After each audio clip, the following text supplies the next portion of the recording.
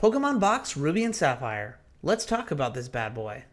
Pokémon Box released in 2003 in Japan, and everywhere else in 2004 on the Nintendo GameCube. It was pretty accessible in Japan and Europe, but in the US it has a very weird history. You see, nowadays, if you visit Rockefeller Center in New York City, you'll find the Nintendo New York building. But back in 2004, this was the Pokémon Center. There are a few Pokémon Center stores out there nowadays, but this was the one and only in the United States. And for the North American version of Pokémon Box, it was only purchasable at this store specifically for a short time for a very small $20.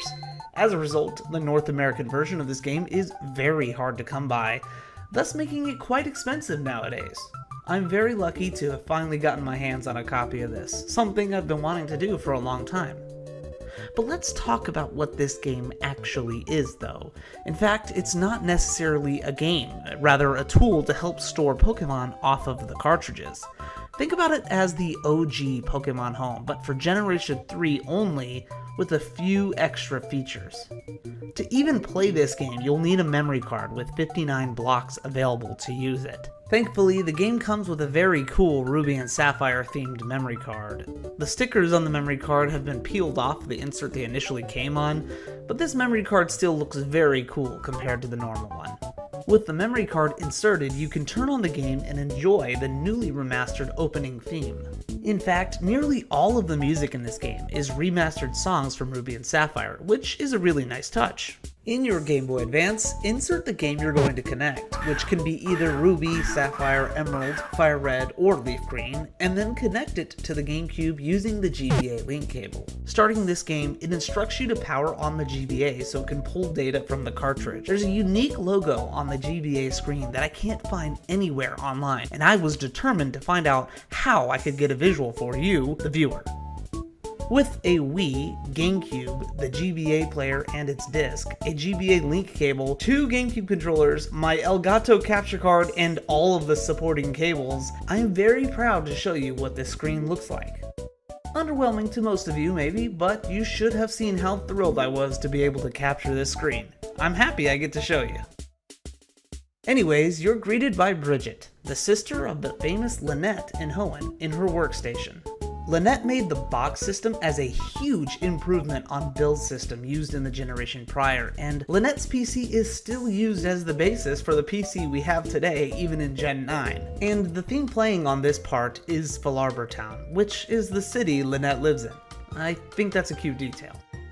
The details don't stop there though, because in Bridget's office space you could see a few things around here, like a map of Hoenn on the wall, or a couple of screenshots from the game on her desktop. She's also holding a Hoenn Pokédex, and a cute detail you may have missed is that she has a Lotad doll on her PC monitor. This is what Lynette gives you in Hoenn when you pay her a visit, implying she gives these to everyone.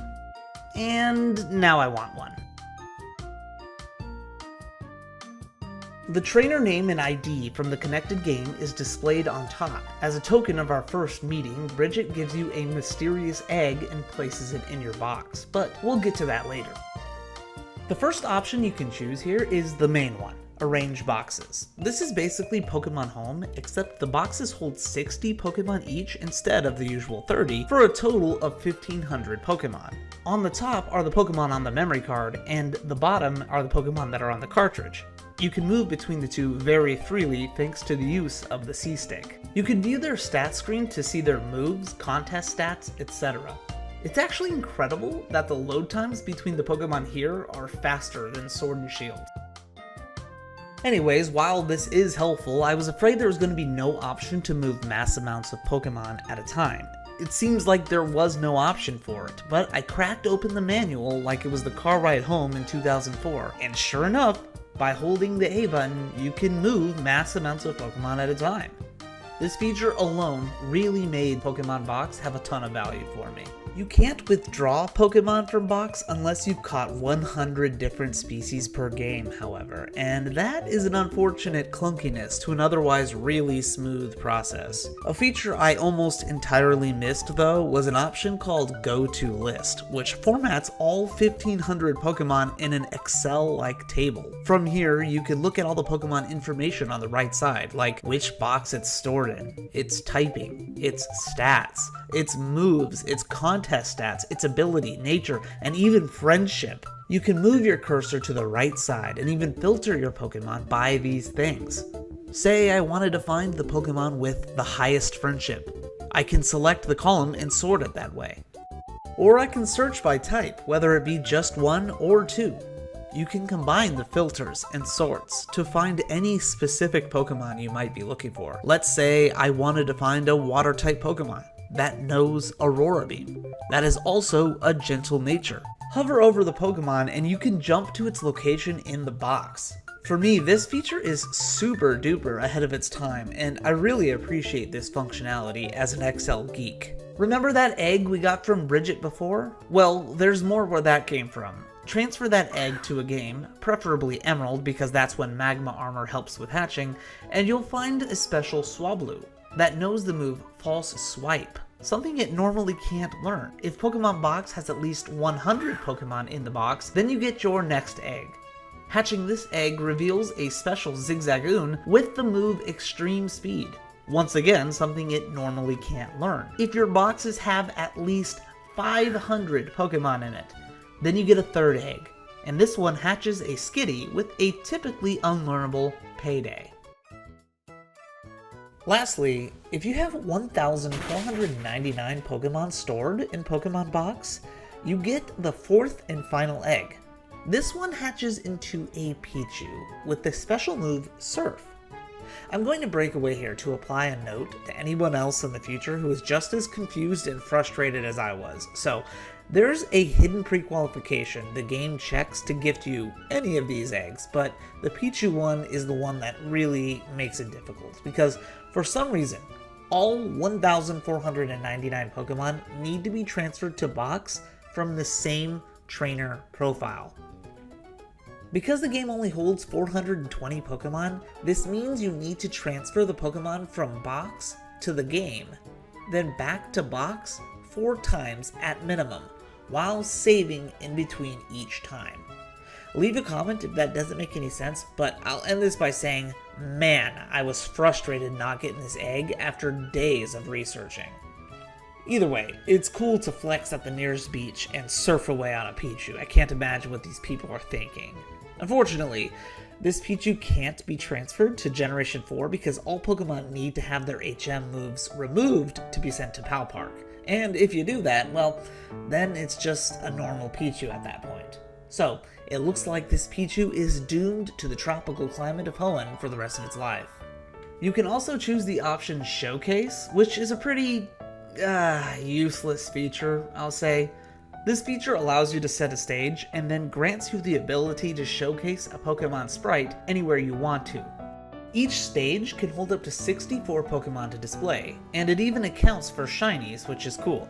You can build a stage using one of the 10 shapes, like circles or triangles, and then you can even customize the pattern of those shapes with one of 10 textures. You can even change the background to match the pattern or help the Pokemon pop out. You can even change the way the Pokemon is displayed with one of 5 display cases, and the music, which again is updated versions of songs from the mainline game, like the Oceanic Museum or Slateport City. In fact, linked in the description is a playlist of the OST. Check it out if you're into Poke theme music like I am. The last option you have is at the very beginning, the first menu, titled Go to Adventure. Selecting this allows you to play Ruby or Sapphire on your TV, which is really awesome for the time. The only downside is that it can only play Ruby and Sapphire, and not Emerald, Fire Red, or Leaf Green. I guess that's why I have one of these then. Playing through pretty much functions normally, but it does feel a little weird running on the grid with a GameCube analog. But hey, it's still cool. By pressing the Z button, you're able to snap a photo. There's a few filters that can be added, but not a whole lot. You could take a photo both in the playthrough screen and the showcase feature. And by going back to the boxes, you're able to upload them as wallpapers for the boxes themselves. I think this feature has the potential of being cool, but it's not necessarily executed properly. Either way, it doesn't hurt to have the option. And remember, this game was $20 on release. The last thing I have to show you is this. Remember how we were playing Sapphire earlier with the adventure feature? There's a frame around the gameplay to add a nice polished look. This frame is obviously themed after Ruby and Sapphire, with the metallic coloring and the patterns of Groudon and Kyogre. Now, originally at the time of writing this script, there were many websites declaring the fact that you can unlock a special border if you complete the Pokédex. Luckily, I had just done this in my most recent video where I legitimately caught all 386 Pokemon in Gen 3, so this unlockable border should be something quite easy for me to test. Well, once transferred, there was no unlocked border. There were no options to switch between borders or anything like that, so upon researching countless YouTube videos and Reddit posts, I couldn't find this special border anywhere, despite the fact that there is evidence of it existing online. I found Reddit user Dazzling Tao, who also has a complete Pokédex on his copy of Box, without the special border. I also found Reddit user Grazi, who was able to look into the files of the game and based on the file names, determined that it's possible the borders just might be simply gender locked. So I booted up a copy of Pokemon Ruby where I was playing as May, and sure enough, that's it. I'm just not sure where this misinformation came from, but I had spent like 3 days checking every possible reason this couldn't be working. I'm glad I figured it out, and I have since updated Bulbapedia's descriptions. At the end of the day, Pokemon Box Ruby and Sapphire offers the first dedicated physical storage system for a Pokemon mainline game, starting a trend that would live on even until today. I do wish both Bank and Home followed suit and were both physically available like Box was, just for preservation purposes. I am a huge collector and Pokemon dork after all. The game offers the ability to showcase sprites to highlight some of your proudest captures, as well as allowing you to play your favorite Pokemon games on the big screen. Originally, it even came with a memory card and a GBA link cable included in the packaging, all for the low cost of $20. Box really surprised me on its value on my recently completed quest to finish the National Pokédex in Emerald. I really will cherish it forever, no matter how often my friends tease me for spending that much money. Oh, and before I close out, I wanted to put this somewhere in the video, but I didn't quite know where, so here it is. Bridget is the host of Pokemon Box, but she's also the host of Pokemon Bank, which was released 10 years later. Here she's been Gen 6ified, and I gotta say, shoddy fine! And I gotta say, Game Freak, I'm a little disappointed she didn't come back for Pokemon Home. It's kinda disrespectful, because now I'm super invested in this. Anyways guys, that's all I have to say about this beautiful relic. I hope you enjoyed the video, and as always, Techno's out.